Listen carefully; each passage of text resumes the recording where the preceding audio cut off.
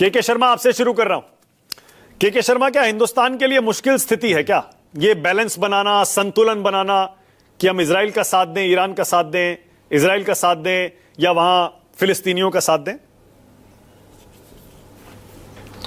देखिए मानक जी, किसी भी देश की विदेश नीति या कूटनीति, यहाँ पर अचल जी हमारे वरिष्ठ बैठे हुए हैं, वो इस पर और स्पष्टता करेंगे, हर्षवर्धन जी भी हैं, हमेशा से ही चुनौतीपूर्ण रहता है। ये कोई सामान्य विषय नहीं है।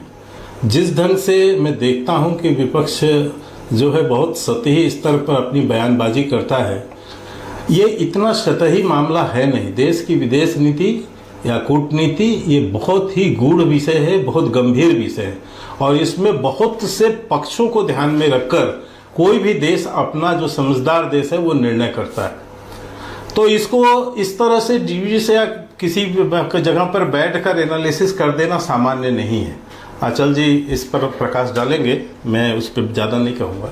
लेकिन आज मैं निश्चित तौर से एक बात कह सकता हूँ कि आज पूरा 140 करोड़ भारतीय इस बात के लिए गर्व महसूस कर रहे हैं, या गर्व होना ही चाहिए, कि भारत के प्रधानमंत्री नरेंद्र मोदी जी को पिछले 11 साल के अंदर में ये 23वां देश का सर्वोच्च नागरिक पुरस्कार प्राप्त हुआ है। और साइप्रस ने जिस ढंग से अपने सर्वोच्च पुरस्कार को आज माननीय प्रधानमंत्री को देकर सम्मानित किया है, ये 140 करोड़ भारतीयों का सम्मान है। और इस सम्मान के मैं समझता हूँ कि इससे भारतीयों का भी अपना मनोबल भी बढ़ता है। अब अभी आपने 2-3 बयान सुनाए हैं। मैं तो देखिए राजनीतिक विद्यार्थी हूँ, तो मैं तो राजनीति के स्तर से बात करूँगा। लेकिन मैं ये सोचकर हैरान हूँ कि कांग्रेस की सोच और समझ कहाँ है। उनका राजनीतिक दिवालियापन किस स्तर का हो चुका है।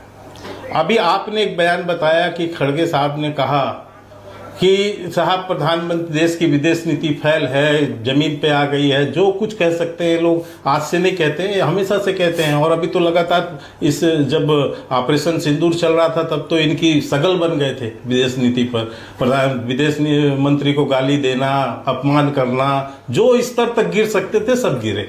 अभी खड़गे साहब कह रहे हैं कि पश्चिम एशिया के अंदर में उस पर कुछ नहीं। आप बयान बता रहे हैं प्रधानमंत्री जी का साइप्रस में, जिसमें कि वो पश्चिम एशिया के संदर्भ में वो स्वयं कह रहे हैं कि युद्ध का युग नहीं। तो कितने कंफ्यूज हैं।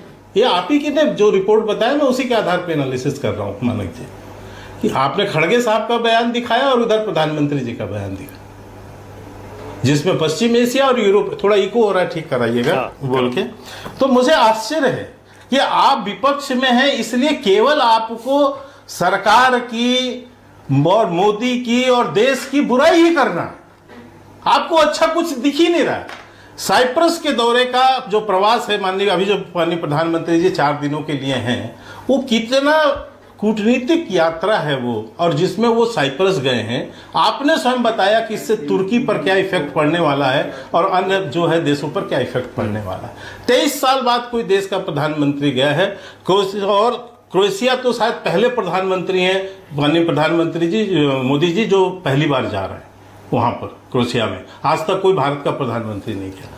ऐसे कई देश हैं जहां की 40 साल बाद माननीय प्रधानमंत्री जी उन देशों में गए, और देशों में केवल गए ही नहीं बल्कि उनसे वहां पर उनको सर्वोच्च पुरस्कार भी मिले हैं, उनका नागरिक सम्मान भी बहुत स्तर पे हुआ।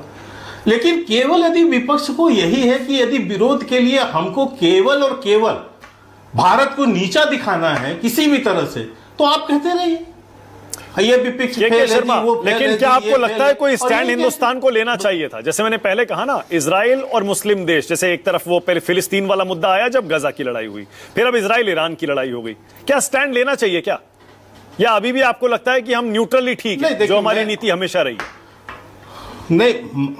नहीं मानक जी, देखिए ये भारत के जो है विदेश नीति का प्रश्न है, और मैं इस तरह मैं सरकार के जो पार्टी सरकार में है मैं उसका प्रवक्ता हूँ। जब तक सरकार कोई निर्णय पर नहीं आती है, मेरा यहाँ किसी भी तरह का जो है भविष्यवाणी करना या कुछ बोलना ये मेरे लिए उचित नहीं। सरकार ने तो निर्णय ले लिया। के शर्मा, मैं इसीलिए पूछ रहा हूँ आपसे। सुनिए जो गजा पर सीज फायर को लेकर यूएन में वोटिंग हुई, उसमें हमने स्टैंड ले लिया। हमने सीज फायर के पक्ष में मतदान नहीं किया। हाँ, उस पे लिया।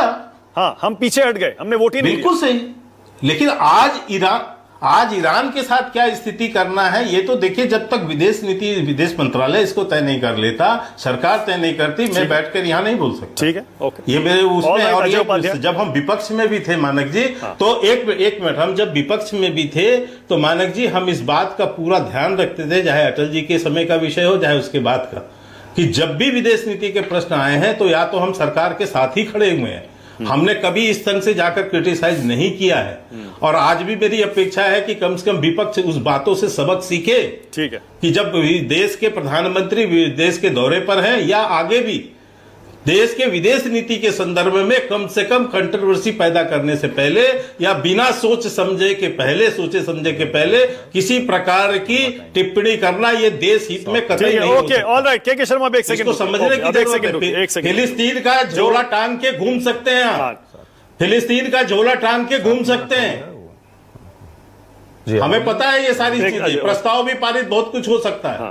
ठीक है, ओके, आपको सोचना, आप ओके। के शर्मा देखिए, अब रुक जाइए, ओके, अब रुक जाइए, बहुत बढ़िया।